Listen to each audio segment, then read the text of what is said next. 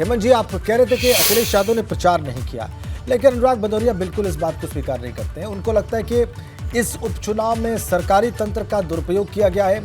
उनको लगता है कि भाजपा की बी टीम जो है, जिसका वो जिक्र कर रहे थे बीएसपी के लिए, उसकी वजह से वो चुनाव हारे हैं, प्रशासन की वजह से चुनाव हारे हैं, बल्कि हारे नहीं हैं, उनको हरवाया गया है। ये है उनका डिफेंस। हेमंत जी देखिए राजन जी, अगर भदौरिया जी अपनी पार्टी को डिफेंड न करें तो क्या करें, ये उनकी न्यूनतम आवश्यकता है।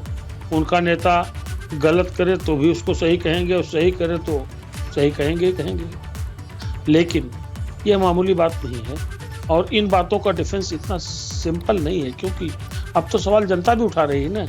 अब तो पब्लिक से भी सवाल उठने लगे हैं, अब इनके वर्कर्स भी सवाल उठाएंगे, इनके संगठन से जुड़े लोग सवाल उठाएंगे। ये अलग बात है कि सांगठनिक ढांचा जो इनका है अलग प्रकार का है, शायद सवाल न उठे, लेकिन अगर जवाब इस तरह का है तो सवाल हर कॉर्नर से उठेंगे। ये अनुराग भदौरिया जी को सोचना चाहिए। देखिए 2012 में अखिलेश यादव को सजी सजाई सरकार मिली थाली में, मुख्यमंत्री बने, उत्तरार्ध में बेहतर काम करने की कोशिश की, लेकिन 2012 से 17 के बीच सत्ता में रहते हुए 2014 की हार हुई, 2017 की बहुत बुरी हार हुई, 2019 में उत्तर प्रदेश के राजनीतिक इतिहास का सबसे मारक गठबंधन बनाने के बावजूद बहुत बुरे नतीजे आए।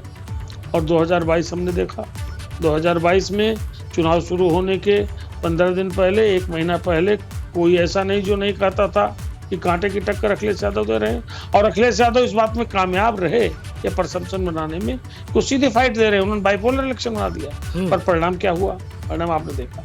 इसका मतलब कहीं न कहीं स्ट्रेटजी की कमी रही, कहीं न कहीं उनकी जो भाजपा जैसे बड़े हाथी से लड़ने की जो शैली होनी चाहिए, तो उसमें कमी नहीं दुनिया ने देखा है। मतलब अखिलेश यादव लगातार हार रहे हैं, भारतीय जनता पार्टी लगातार जीत रही है, और भारतीय जनता पार्टी तो तब भी जीती जब भारतीय जनता पार्टी की राज्य में सरकार नहीं थी।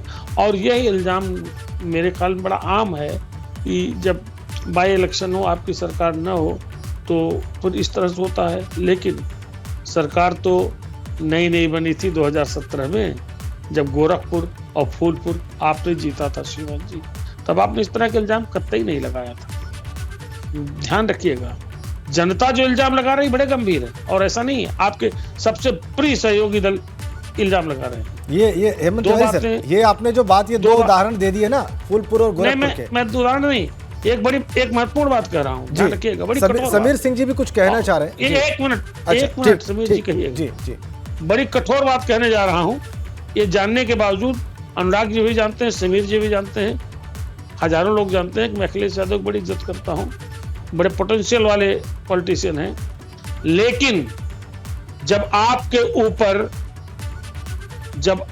ऊपर गर्वोक्त के आरोप लगने लगे, जब आपके ऊपर अहंकार के आरोप लगने लगे, जब आपके ऊपर अपने बाप की पॉलिटिक्स के साये का व्यवहारिक इस्तेमाल न करने का आरोप लगेंगे, जब सबको साथ लेकर के न चलने का आरोप लगने लगे, और जो जगह आपकी थी मोदी लहर के बावजूद, जिस आजमगढ़ ने आपको थंपिंग मेजॉरिटी से जिताया था, आप वहां नहीं गए।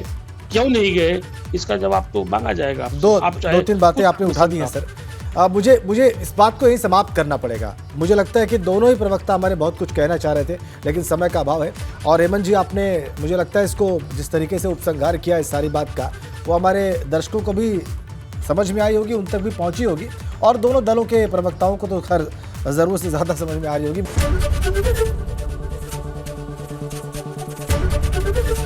एबीपी गंगा, खबर आपकी, जुबान आपकी।